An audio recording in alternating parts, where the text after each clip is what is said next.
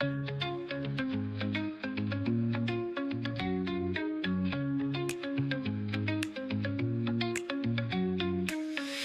and my friends are having a great time. It's not face to face, it's all online. We're all in our homes, miles away. Love them like my family, what can I say? My crafting show is on, it's my time for me. Laughter, tips and tricks, this is what I need. We're here to have fun, we're all in the zone. When crafting with friends, you're never alone. Don't call or text me, it's about to begin.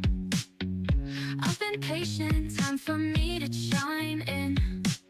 Comfy clothes on, feeling just fine. I'm busy right now, it's crafting show time. My crafting show is on, it's my time for me. Laughter, tips and tricks, this is what I need. We're here to have fun, we're all in the zone. When crafting with friends, you're never alone. The host came on, they are truly a gem. Live from the Sunshine State in Miami, Florida, here is the Gifted Crafters Morning Show with Nancy.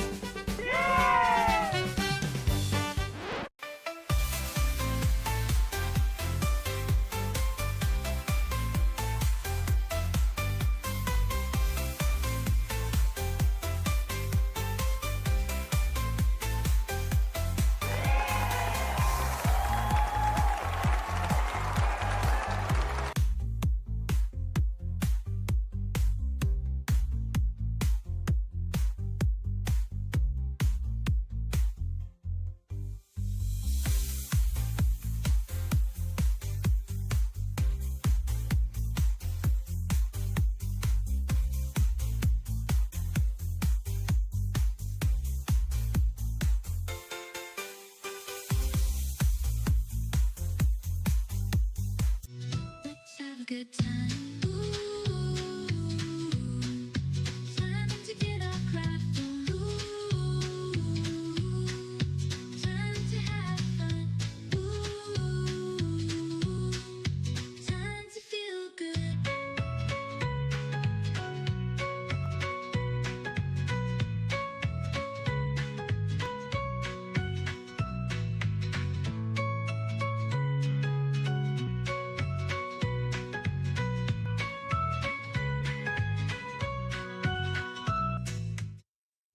Good morning, Gifted Crafters, and welcome to the Gifted Crafters Morning Show. Good morning, everyone. Nice to see everyone here. I see people tuning in from all over the place, and you guys are jumping into the chat and chatting away, which I love to see. Thanks you all for tuning in today. I really appreciate you spending this hour with me. It's going to be a lot of fun, and I hope you guys really enjoy yourself. So go ahead and grab your favorite little drink. Get yourself into your little cozy spot because we've got a lot to talk about here, and it's going to be a lot of fun. So I hope you guys really enjoy it. So this morning I've got my water. If you guys know, I always start off with my water and then I move over to my coffee. I'm still on my water today, but I need to drink my water before I can move on to my coffee. So just not in that caffeine-free zone just yet. Alrighty, let me take a quick little sip here. And let's kind of get started now. I see people tuning in from all different areas. Hey, from Canada, how are you? Thanks for joining. Awesome. Alrighty, I see all different places here. San Antonio, Texas. Awesome, awesome. Yeah, a lot of people talking about the heat. Oh my God. Wow, Jenny, 103 to 106 degrees. Woo, that is hot. Yeah, it's going to be about, I think they said the high was around 87 degrees today for us, which it's hot. That's hot. For us, it's more about the humidity. Yes. Yeah, Faker McFake, drinking your water too. Awesome. Yay. Got to get that water in, right? Very important. You get it in the morning and you get it in at night and sometimes in between. Healthy, healthy, healthy. Okay. Awesome. Good morning. Good morning. Okay. I think we are starting to see it slow down a little bit here. So I think we're ready to get started now. So now that you guys got your coffee and you're in your favorite little chair, let's just do a little bit of exercise. Let's get on up because we've got our food cart that's coming in, and we're gonna walk over with our little food cart, and we're gonna just, everyone get up so that you can start getting your little snacks and all your little goodies. They are calorie free, so don't forget to grab anything you want because this is our little virtual cart, and I think you guys are really going to love all the goodies we have for you. So nice day to walk in the park here and get things going. Oh no, Connie, it's raining over there. Oh no. Well, don't forget, get your little colorful umbrella and grab your little snack real quick. Don't worry about it. You won't get wet and you don't have any calories either. Okay, so now that we've got our snacks and we've got our little drinks and we're in our cozy spot, I think it's ready to kind of move over to our first segment, which is our crafting news. And I know a lot of you really enjoyed that. So let's just start off with that because we got to get things going. So first, we want to start off with a little quick reminder to our gifted crafters. You've got the Quilt, Craft, and Sewing Festival that kicks off today. That's Thursday, May 15th in Sandy, Utah. So head over to the Mountain America Expo Center if you're nearby. And if you'd like more information for that, go ahead and go to quiltcraftsew.com. Okay, so move over, grown-ups, because the kids are taking over. And it's really nice to see the next generation kind of picking up the scissors and the threads and getting a whole lot of creativity done. But they've got a lot going on, so let's talk of where you can bring your little kiddos or grandkids over to. So if you are in Monroe, Michigan, you can head over to the Blue Bush Branch Library in Monroe, Michigan, right? It's kids that are as young as 10, and they're learning how to quilt in a fun and free class that's called Quilt Love. So for about 7 weeks, these local kids have been sewing on their very own quilts. And each one is about the size of a small blanket. Now, the class was taught by Nicole Frazier, who's a local mom and a quilt business owner. And she started sewing by the age of 9. She wanted to share her love of quilting with the next generation, and the kids absolutely loved it. So there is now a class that filled up in less than 2 days. With help of community donations, each student got their own tools and supplies, including a sewing machine to use during the program. That's absolutely amazing. They even got to take some fabric if they needed it. And Nicole's just hoping to keep the Quilt Love program going with longer class times and more kids joining in. So what's the best part? The kids said that they want even more quilting for the next session. Isn't that amazing? Wow. So for more information, contact the Blue Bush Branch Library in Monroe, Michigan, because you're never too young to start quilting, right? What an amazing program for the kids. I absolutely love that. Alrighty, then we're going to move over to St. Petersburg, Florida, because kids are learning how to sew and also run a business. So Sew Pinellas is teaching kids how to just do that. They want to sew, and they're also learning how to start a business, which is pretty cool. So this is the Youth Entrepreneurship Club, and kids get to create, price, and sell their own products at real markets. So they've got an after-school sewing and fashion class that's also starting in the fall for students of all ages, and each child gets to work on their own fun project and learn how to make their own patterns. The classes are really small. They're just $5, and the parents can also join in too for free. So that's pretty cool. Now, the shop also sells the supplies that for all your sewing needs. So, of course, with all the Joann's stores closing down, people are searching on where they can get some supplies. So that's pretty good. And it's a great way to just, go out and support your local area and just help the kids grow their creativity and their confidence. Alrighty, so I think that's really nice to be able to see so many different creative programs for the next generation. You know, I just wish I had something like this when I was growing up. Alrighty, so let's just bring on the wave of new gifted crafters, right? Okay, I hope you guys really enjoyed that. So let's move over to our next item that we have on our agenda, because I want to go ahead and talk about our project. So if you tuned in yesterday, we kind of went in and I talked about how you can make this little 4 patch absolutely perfect with hitting the points perfectly, and you don't have to worry about, you know, using a 1/4 inch foot or trying to line up the seams and struggling on being able to hit this point, because you'll hit the point every single time. And I went through some of the items that you can use. We did use a non-woven poly blend fusible interface that you can pick up at the dollar store. And so we were able to kind of do that and come out with our perfect little square here. Now, so if you missed that, go ahead and look at yesterday's video, because we kind of went through that step by step. So we didn't have time to kind of finish up the back part of it and show you what you can do, although I did kind of let you guys know that you can just kind of take your backing fabric and go ahead and sew it, leave a little opening, turn it inside out, and then do a top stitch all the way around.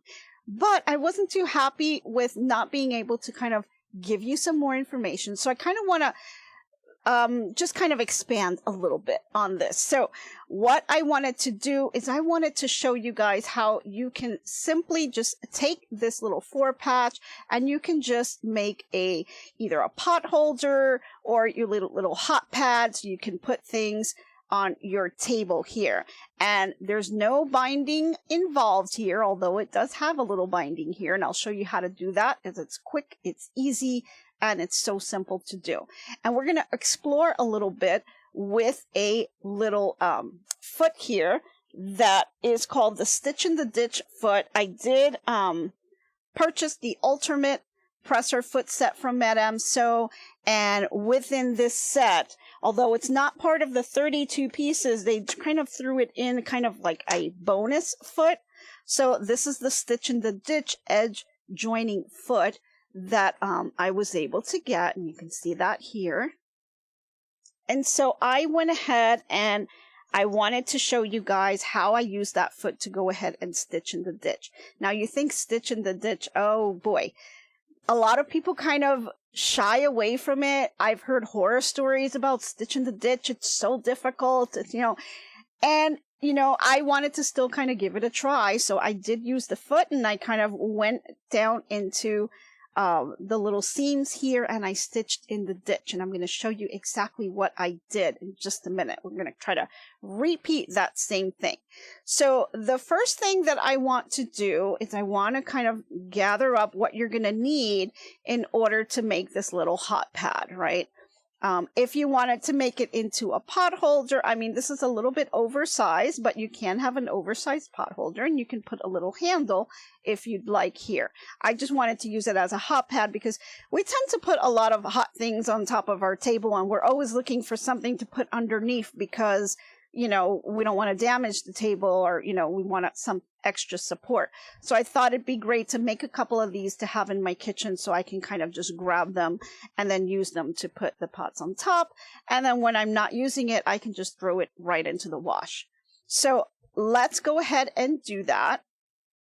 So again, we started off yesterday with our little 4 patch here, and we were able to put that together with the interface that we have here that's fused to the fabric, right? So we started off with our little charm packs. These are 5-inch squares, and we fused it to the interface. Now, what I'm going to do here, let me try to move some stuff over to the side. I'm going to kind of build a little layer cake here.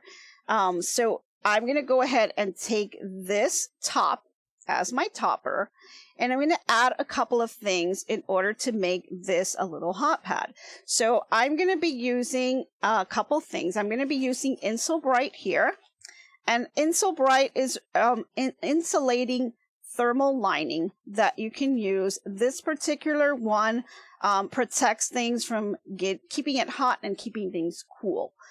So you can use these for all kinds of things. If you're making, a little hot pad, if you're making, anything that you want to do like a little cooler that maybe you want to keep things cold. It's just a nice little product that you can use, but there's all kinds of different insulating thermal linings. Each one is a little bit different, and they all kind of work a little bit differently too. Some of them, depending what they look like or how they're designed, you need to kind of be careful that you read the instructions. Let me see if I can grab a small piece out so I can show you what this particular one looks like. All of them are just a little bit different. Okay, here's some scraps that I have left over here. So this is the Insole Bright, and on here, this particular brand will kind of reflect the heat or the cold right off of this particular material on either side. Not all of the products do that. Some of them are one-sided, and so you see this shiny aluminum kind of looking side, and then you have the other side that looks more like a batting. So those are one-sided, where it's just reflecting off the one side. This particular one reflects off of both sides. So you have to know that, because if you're using one that reflects off of just the one side, and let's say you're making a pot holder, you're going to use two pieces and have the reflective side on one side and then flip it over and have the reflective side on the other, so that you can use them both ways, unless you only want one side to be reflective of the heat or the cold. So it really depends on the project that you're doing and how you're going to be using it. This particular one goes on both sides, but this one also requires some batting to go with it. And so I am using some cotton batting, and I have one here that's already cut up. I'm using some cotton batting here that is going to go with the Insole Bright, and that's going to absorb any steam or anything like that, so you don't burn yourselves if you're using this as a little pot holder, right? So make sure that when you're doing these types of things, whatever insulated batting you're using, you read the directions and make sure you're following what's required, so that your project is not just coming out nice and pretty, but it's actually functional and you can use it without burning yourself, right? Okay, so I have my little 4-patch here, and I am going to put my insulated lining underneath, and I'm going to have my cotton batting underneath that, and I'm just kind of lining them up. I already kind of squared them off, and let me just get that all lined up. Had it lined up. There we go. I think that's a little better. Okay, and then you just want to go ahead and square that off, making sure everything's nice and lined. This particular top measured about 9" by 9". So you have that, but you can do any size that you'd like. If you want to make a little coaster, maybe, you could do that as well. So once you have that put together, what we're going to do is we're going to take this over now to our sewing machine, and we're going to stitch in the ditch so that we can anchor all 3 layers together, because I don't want my fabric to be shifting around. So I want it to stay nice and in place. And so let me just move some stuff around here, make some space. I'm going to grab my sewing machine and bring this around. And let's do that. I'm going to stick this over to the side here. Okay.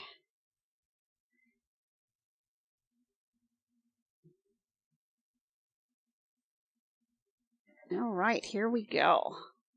Let me just grab this over here. Luckily, this one is pretty lightweight. Okay. And let's just turn her on and wake her up here. We've got our little SoCam light going on there. Now, I want to talk about the foot a little bit before we get started, because it is one that I mentioned I'm going to be using. Again, this is the Stitch in the Ditch Edge Joining Foot by Madame So.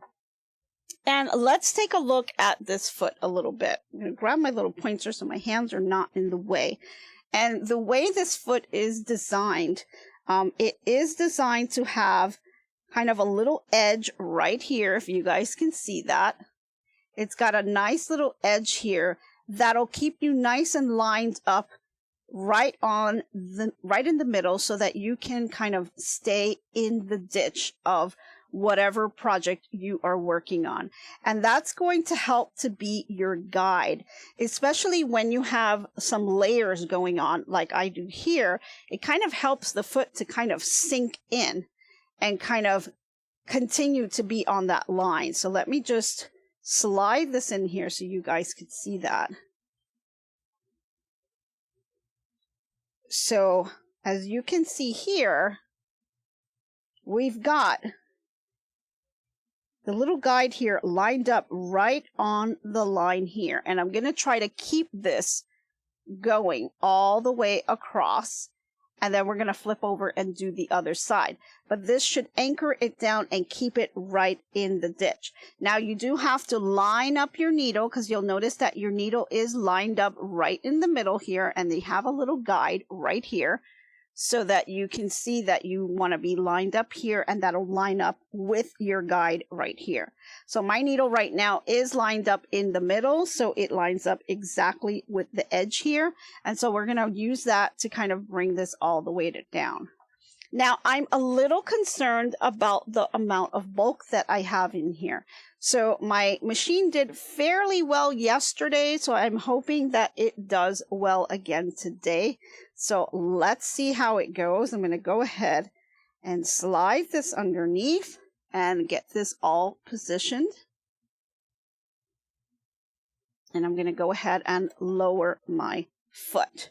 Let me just kind of position myself in the correct way. You want to be squared off with your machine. You don't want to be sewing to the side, to the left, or to the right. You always want to be right in front of your machine, right in front of the needle. So you can it really helps you kind of make sure that you're going the right way, and you're not kind of pivoting to the left or pivoting to the right. It helps you to stay nice and straight. Now I'm going to grasp my fabric and kind of give a little bit of pressure down. So you'll see a little bit of that puffiness as I press my finger down, but I want to try to even this out. So I'm kind of pushing off a little bit and just moving this way. And that's how I'm going to try to get this in with this machine. Now, because you have the little guide here, if you feel like it gets hung up on the piece of fabric or something, you can always just, leaving the needle down, lift up your presser foot, and then just put it back down again and kind of readjust it, and going to continue on the way. So let's go ahead and do that. I want to go ahead and put my needle down, and we're going to get going. I've got my thread tails in the back here. Hopefully that stays there a little bit. See if I can kind of hold on to this a little, just for first couple of stitches. Okay, here we go. And you want to, one thing I wanted to mention, your stitch length. We want to go ahead and change the stitch length because we have so much bulkage here. We don't want our stitch length to be so short, because it is going to make it really harder for the machine to go ahead and get through all of that bulk. So change your stitch length to about 3.5 or 3 inches, and then go ahead and begin. You'll see that I am moving my fabric right along that guide. And then you can kind of just pause, reposition your hands, and then continue. And this is not a race. You don't have to go fast. See, now right here in the middle, there's a lot of bulk on that point. So it may need a little bit of help. So I might slow it down just a little here. And see how I think it kind of got caught a little bit on here. So with the needle down, I'm going to go ahead and lift it up. There we go. It pops. See how it kind of popped right back in? And then I'm just going to press it right back down. Now you can do this with a walking foot if you do have that, but I still wanted to use the stitch in the ditch foot. And I thought my machine could handle it. And I think it's doing pretty well. So I'm going to just pause again here and then go ahead and continue after I reposition.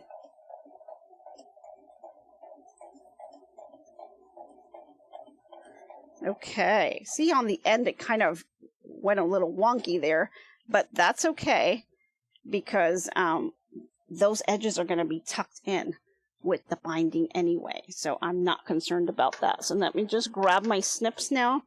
And I'm going to go ahead and snip those little threads off. And I think it did a pretty good job by keeping it in the ditch. And let me see if you guys can see that. Now you see here, kind of stretching it so you guys could see the threads. It's right in the ditch. Not too bad. I think it did a pretty good job. You know, it's just slow and steady, keeping it in place. And now I've got, you know, my nice stitch going all the way across. So now we're ready to kind of just flip it over and do the same thing on the other side. So once again, press our foot up. I'm going to position this in place, push it back here. Put down my presser foot and once again pushing away, trying to help it out here nice and slow. I'm going to go ahead and give this one a try.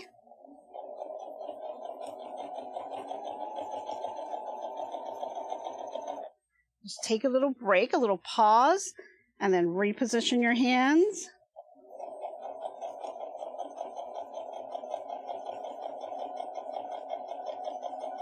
Here's that part here. And I think because it has that little bulk, it can get stuck. So you just kind of reposition here, lift it up, put it back down. There we go. And continue.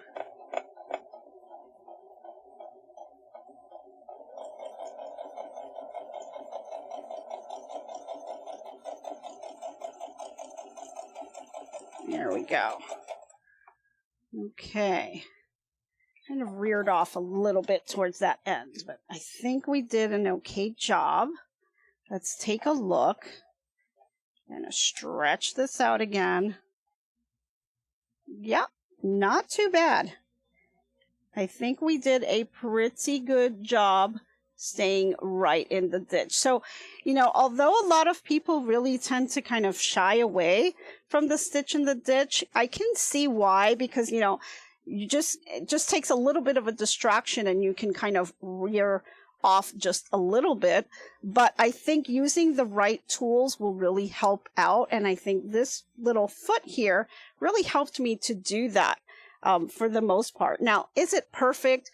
No, it's not. And I could probably continue to use more practice. We are all not perfect. But if I wanted perfect, I would have gotten this at the store where a machine did the entire process from start to finish, right? It's not perfect. It's handmade, right? Isn't that what we like to say? It's handmade, not perfect. I think that, you know, for me, this is something I'm going to be using, and I think it did a great job. So I love it.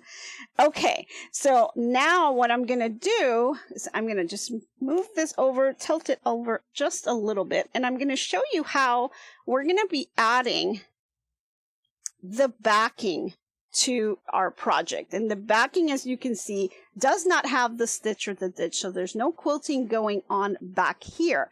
We've only quilted the front side where we just stitched in the ditch. So how do we add this backing and the binding without actually doing any binding? Well, we're going to take our back fabric, which I have here, and I'm just going to give it a quick little press.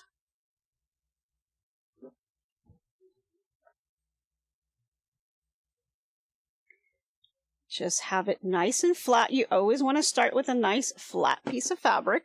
And we have this here. And then I'm going to flip it over with right side down. So we've got the right side of the fabric facing down, and we're just going to place our top here right in the center. And I'm just kind of eyeballing this a little bit. If you wanted to, you can kind of take your ruler. Now, I cut this back fabric. The top is about 9 inches, so I added 2 inches here. So this is 11 inches squared.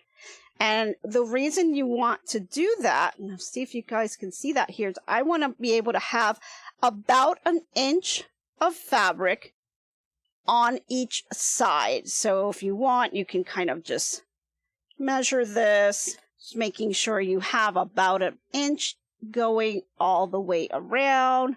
So maybe we can move this down a little bit. There we go. Oh, I think I moved it a little too down. Now you could measure it if you want to be precise, or you can just kind of eyeball it. I mean, I'm fine with just eyeballing it. This is just for me, but you want about 1 inch all the way around just to give you some space here. Okay, and then what you're going to want to do is just kind of fold it over. Oh, you have a question here. The bee cover on your desk, is that an ironing pad? Well, Marlene, this is actually a little homemade thing that I kind of put together. So I did buy the wool mat, and I can kind of try to show it to you without knocking everything over. It's basically the wool mat. It's the wool mat, and then I just took some fabric that I had in my stash, and I covered it on top to just make it look pretty. Don't we want any, little nice pretty things in our room? So it's just the wool mat, but the wool mat tends to kind of look kind of dingy after a while, and I didn't like that. So I just took some fabric and covered it on top, but it is a wool mat underneath. And then I just kind of pinned it on the back with some short pins just to kind of keep it in place, and wrapped it around. And that's kind of what I use as my mat, because I really like the wool mat. But it tends to kind of get dingy after a while with so much use. So that's what I wanted to kind of do there.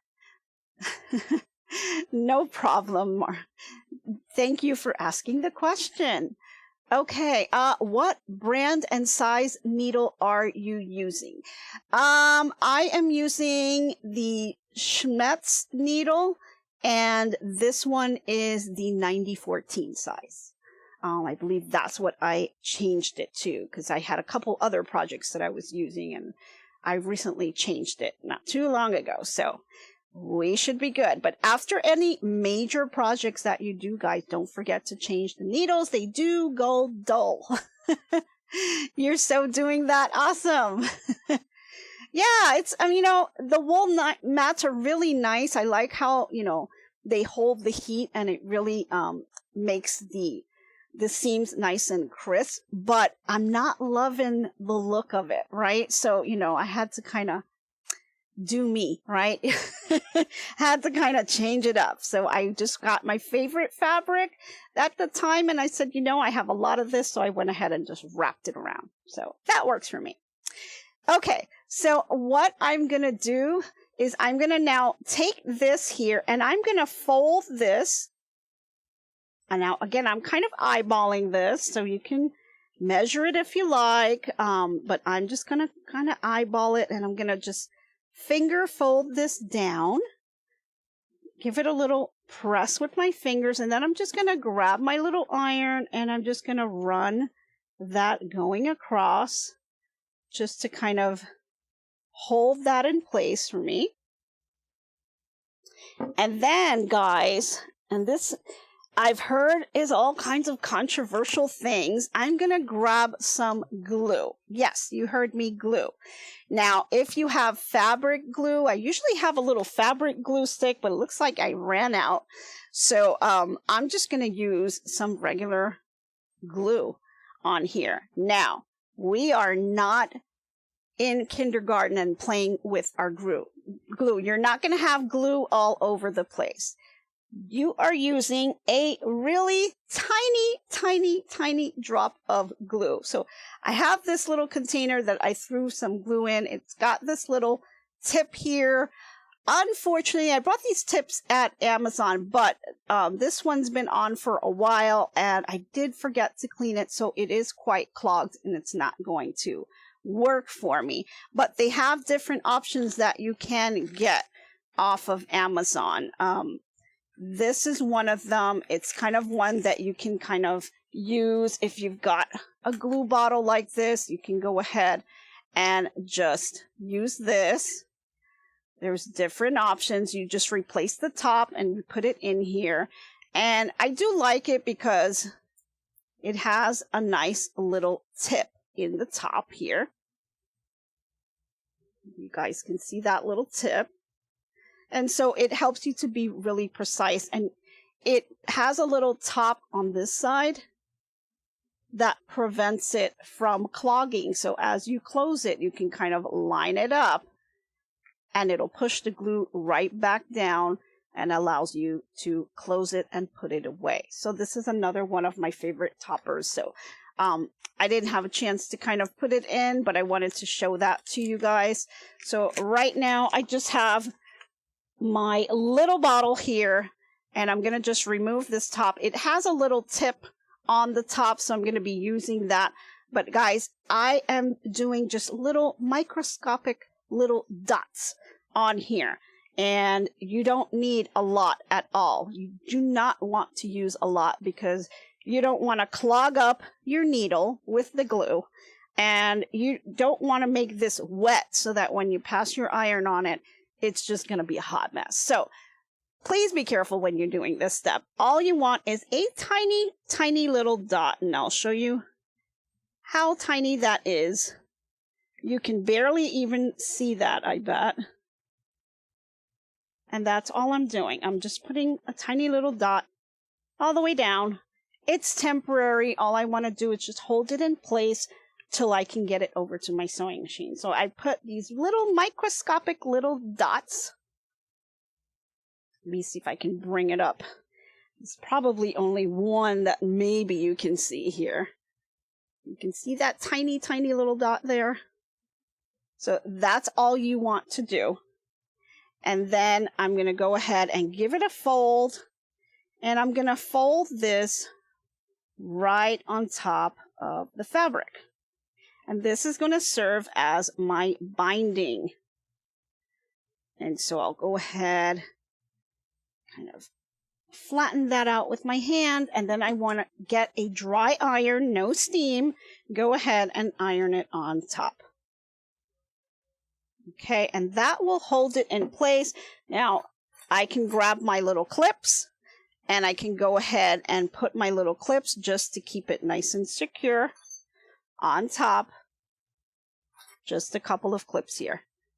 Did you try piercing the clog with a long pin? I did. I did try to take one of my pins and kind of poked it in there.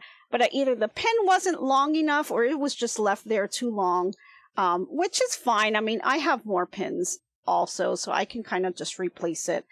But yeah, I tried putting a pin in here and it just doesn't seem to work. It seems like it's somewhere clogged up in between and the pin didn't reach it. And I tried to use the longest pin I could find, but it didn't work for me. So I may try one more to see if I have a even longer pin that'll fit in there, but it's kind of hard. I didn't have anything on my stash. Where do you put the camera that it's not in your way, but you can still see the stitching? I actually have the camera in front of the machine. Oh, you guys can see it here. Yeah, I've got it anchored here on the side. I've got it kind of taped over to the side, and then I kind of angled it this way so it's right in front of me. That's why I kind of tell you guys, it's a little hard for me to see sometimes because it is kind of in my way, so I have to kind of look underneath or look on top. So it is a little bit in my way, but it makes a perfect view for you guys, and I thought that was more important. So yeah, so I kind of have it angled this way, and I'm able to kind of just adjust it a little bit every now and then. So yeah, I was hoping that would really help to get you guys all settled in. So this step right here, now all you have to do is to do this, repeat this on all 4 sides. So I went ahead and I folded this side, gave it a little bit of an iron there. I'm going to go ahead and do my little glue dots, microscopic glue dots. John says, try a long needle. Yeah, John, a long skinny needle. Yeah, I have a needle, but it's just not long enough. So I need to get an even longer one. I didn't have one on my stash, but that's okay. I'll get it eventually. Soak it in warm water, then use a pin to scrape it out. Oh, that's a good idea, Sue. I didn't think about doing that. I might try that. See if that works. Yeah, I just might try that. I'll let you guys know if it worked. I'll try that tonight and see if I can get that pulled out. Awesome. Thank you, Sue. We'll give that a try because all the needles that I have, I tried to, get it in there, and it's just either not long enough or it's just sitting there too long. But thanks for the great tip, Sue. See, this is why I love you guys, I learn off of you guys, and I hope you guys enjoy what we do here. So this is great. Okay, so then I'm going to flip over. I like to do opposite sides first, just to make sure I get this nice and taut. And then I'm going to flip over to the other side. And now here, you'll already have a little bit of the bulk on one end here. So let me just move my ruler here, kind of in the way, so I can adjust a little bit further here. There we go. So here, I'm just going to be mindful of this fold and keep my finger down. And I want to try to keep this as lined up as I can because it can get a little bulky. And I'm just going to move this down with my fingers and then do the same thing on the other corner, because the corners can, because they have a little bit of a bulk, you just want to keep them lined up as best you can. And then just kind of hit that with the iron. There we go. And I've got my little corner on this side. It was giving me a little bit of an issue. There we go. It's a little better. Okay. Maybe a thin floral wire. That might work too. Try a wire. I use my florist wire all the time. I don't know if my floral wire will fit through there, but I can definitely give it a try. I appreciate all these tips, guys. That really helps me out. Because that's, it's constant. If you don't clean out your supplies right away, it'll get clogged up in there. Okay, so then I'm going to fold this over. Do a little time check. Okay. That looks good. Grab my little iron and just kind of go down the line on this. Then I'm going to grab some clips just to kind of reinforce it. I like to grab that little corner since it's so bulky. There we go. And flip it over to the other side. And do the same thing again. Start with a little corner.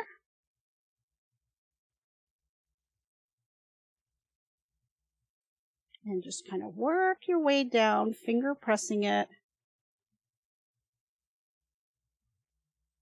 And there's that little corner here.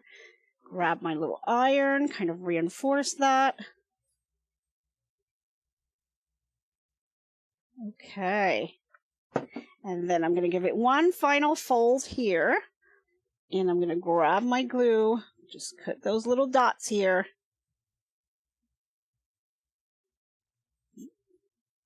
And I need to do a little bit of a refill. There we go. Again, tiny little drops. And then I'm going to flip this over. And adjust my clip, move it away so that I can bring my iron over.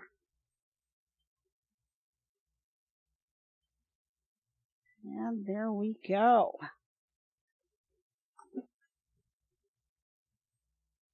So the heat of the iron is just kind of set that glue for you and just temporarily hold it in place so you can get that over to your machine. Go ahead and grab some clips. Whoop, that one went flying. Okay. Do you do all your binding this way or just small projects? I guess it kind of depends on the project. For this small project, I like to kind of do it that way. It just makes it a lot easier. But I do have other projects that I just bind the regular way. This is kind of just a quick and easy way of doing it so that I didn't have to kind of do the entire binding process. But for this small project, I think this probably works best. And so you can see here in the back here, we don't have any quilting going on. Everything's just stitched in the ditch in the front. And we've got our clips in place and we're ready to kind of just bring this over to your sewing machine. Now, this is a stitch in the ditch, but it's also used as an edge joining foot. So the foot actually has two different functions that you can use this for. So it's also the edge joining foot here. And we want to go ahead and use the same foot. Like normally I would have changed this foot and just, taken the foot off and used something else. But because of the way I want to stitch it, I want to try to leave that in here. And let me show you what I'm hoping to do. Let me see if you guys can see this. So what I want to do here is just kind of do a small 1/8 of an inch here. And then I'm going to do a second stitch on the other side because I don't want this flapping around all over the place. I want it to stay very close to the edge. So I want to get that stitch in.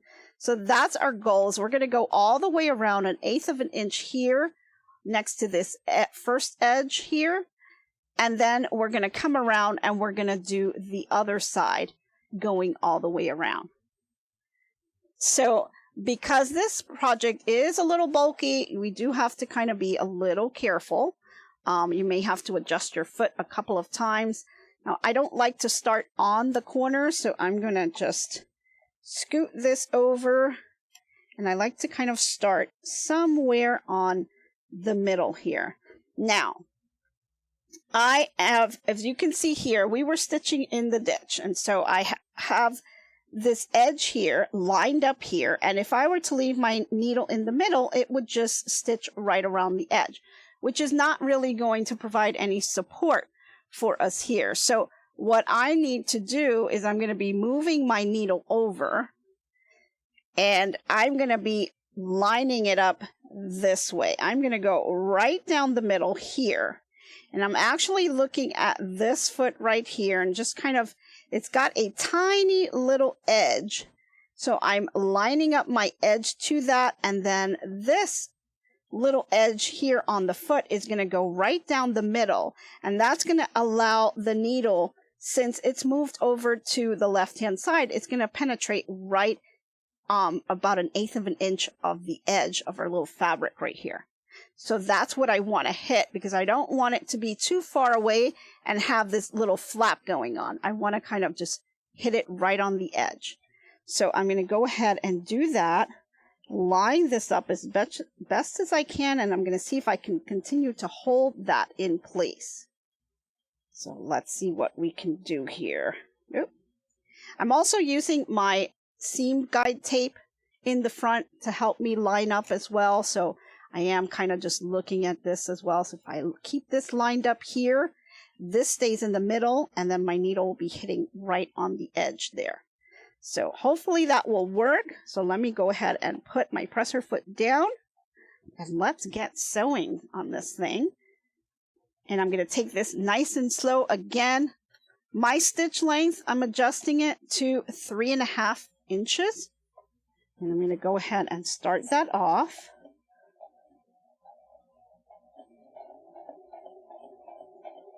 And then as I get close, I'm going to start removing my little clips. And here we go. Now, as you can see, you get to that area where you have a lot of bulk, and it is going to struggle and get hung up. So once again, just lift it, let it pop back up, and then continue on. So keep your eye out, because that is going to happen a couple of times. You can see that. It'll keep getting hung up in those areas where that bulk is. So I try to kind of help it out by pushing it down with my fingers, but I can't do that every single time. So, okay. Oops. Move that a little bit.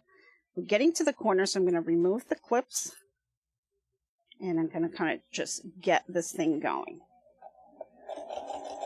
And as I get to my corner, I'm going to kind of just take a couple of stitches there. And once I get to that edge, I'm going to leave my needle down, put my presser foot up, and just pivot it over.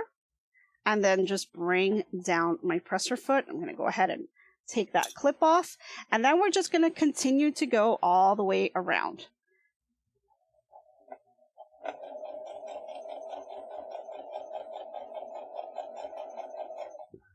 Cave off another clip. Nope.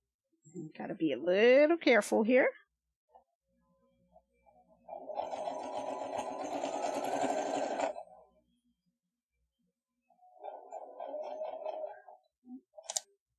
And just continue to do this as you get all the way around.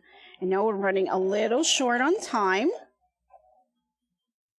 but I think you guys got the gist of this. Once again, I'll just do one more corner. See right here, it's going to get hung up. So I'm going to lift this up, make sure that it's able to pop back up there. And then I'm going to just watch as I get closer and closer to my edge. And that's where I want to be. So I want to go ahead and pivot. And see how this kind of got a little bit too far. So I'm just going to go back. No worries. Hit your back. And just back up a couple of stitches and then try it again. And now you're lined up nicely. And then you'll just kind of continue all the way around. So I know we are getting close on time. So I'm going to set this over to the side because I think you guys kind of got the gist of it, and just go all the way around. And we're going to move over to our next segment because we got a fun one for you today. And I want to make sure that we have time for that one. Now, as you guys know, school's wrapping up. You've got graduation season coming, and you've got all kinds of other things going on. So we try to, put our things around that. But before we do that, we're going to go ahead and get to our inspirational quote of the day really quickly. So let's head over to that. So our inspirational quote of the day is, "Each patch, each stitch, proof that you can put broken pieces together beautifully," which is really what we want to do, is take things step by step, piece by piece, and make them really beautiful projects. So I hope you guys really enjoyed that. So let's move over to our top comedy 5, because like I was saying, we've got graduation season. It's in full swing. School's almost over. and the kids have graduation and yearbooks on their mind. So in spirit of the cap and gown season, I want to present to you Crafting Yearbook Superlatives. Okay, so in case you are wondering what this yearbook superlative is, it's a fun award like a school book, and it's when the students get like really silly little titles, like most likely to be president or best smile or things like that. It's kind of like giving a little gold star to someone that's special or funny. So I want you guys to kind of participate in the chat. So let me know in the chat which one of the following 5 statements are you, or you can just nominate a crafting buddy. Okay, so the 2025 Crafting Yearbook Superlative number 5 is most likely to own fabric they refuse to use because it's just too pretty. So who in your life is that? Is that you? Or is that a friend that you know? I think that, kind of sounds a little bit like me. I do have a lot of pretty fabrics that I really own, and sometimes I just don't want to use it because it's just so pretty. All right, so let's go on to number 4. Most likely to hide fabric and or crafting supplies from their loved ones. I don't know what you're talking about. Why would I do that, right? Your mom, me, yeah. A lot of people putting it in the chat. Yes. You know who you are out there. Don't be shy. Safe space here. Okay, number 3. Most likely to craft in the car, school event, or a dentist waiting room. Yeah, done that. Yep, that's me. All right, number 2. Most likely to binge watch craft tutorials like their Netflix dramas. Oh, yeah. Oh, yeah. That would be me too. All right, and number 1. Most likely to smuggle yarn or sewing projects into a movie theater. How many of you have done that? You got to wait around for a long time, right? So why not? Awesome. So I hope you guys really enjoyed this. You're guilty of that? Yeah. A lot of people are guilty of a lot of these things. Yeah. I hope you guys really enjoyed that. It seems like you did. Awesome. Great. Okay.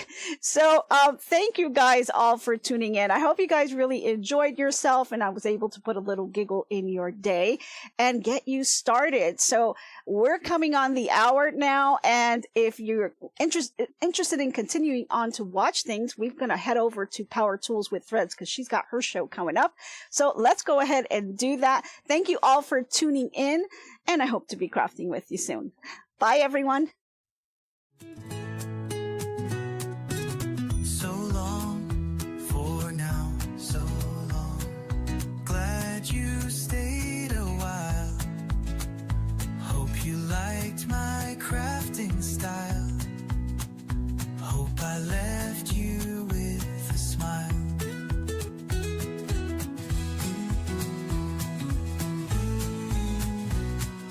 By now, keep your mind and space clutter-free. Hope your day is bright as can be. So long, my friends, till we craft once again. Bye now, stay crafting. See you tomorrow. So long, my friends, till we craft once again.